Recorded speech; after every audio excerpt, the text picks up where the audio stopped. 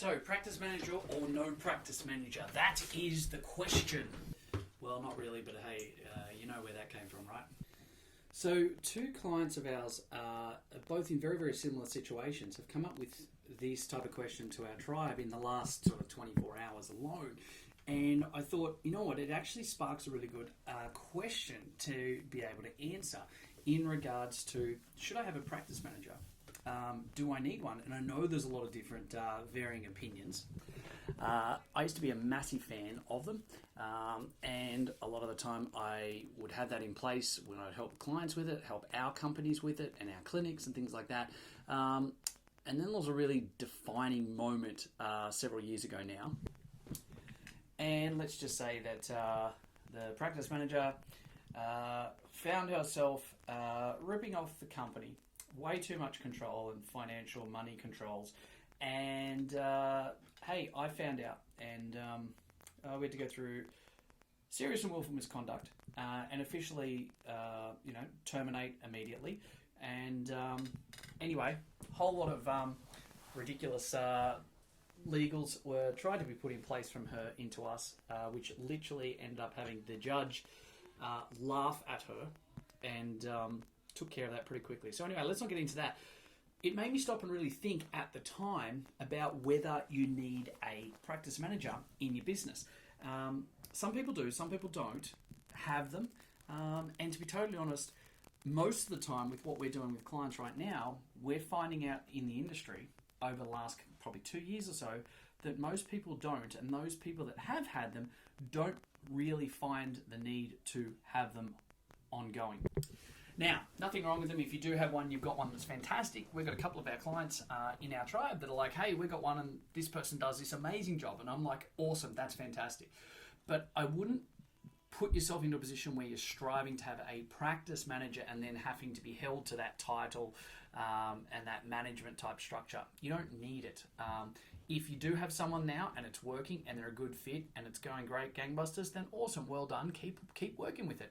But if you're in the situation going, should I have a practice manager, or I'm getting to that growth stage where I probably need to, etc., I'd probably ask myself a better question. Not who is the practice manager that I need, but more so, do I need a practice manager?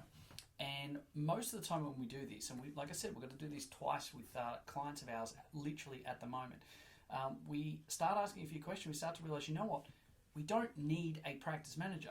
We need a senior office manager, a senior office operational type manager.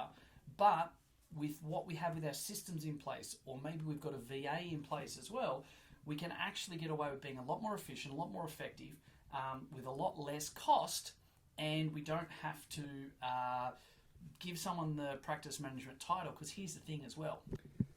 Soon as you give someone a management title, you can't ever demote them or change. The only way to take their name off the door, so to speak, is to have them leave or fire them or etc. And it can get messy and expensive and really upsetting for the team as well.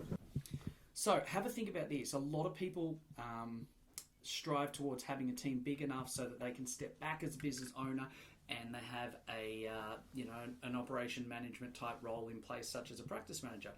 But do you really need to have a practice manager? Like I said, if you do already have one and they're going great, then that's fantastic. Don't change that.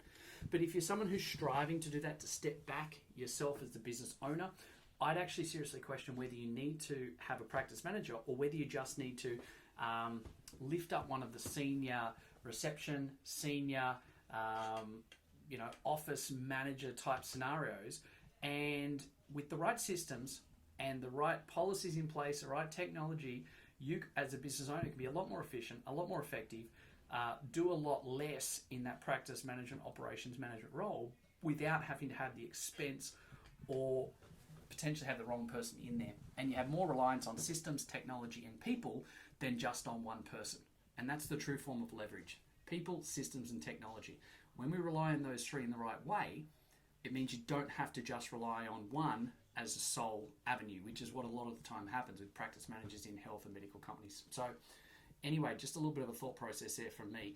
If you are needing to get a practice manager, I'd seriously think about not getting a practice manager, but actually look at what it is you're actually needing to get done first and foremost, because with the right people and the right systems and the right technology, you don't need to have it relying on just one person. Hope that helps. Have a great day. Cheers.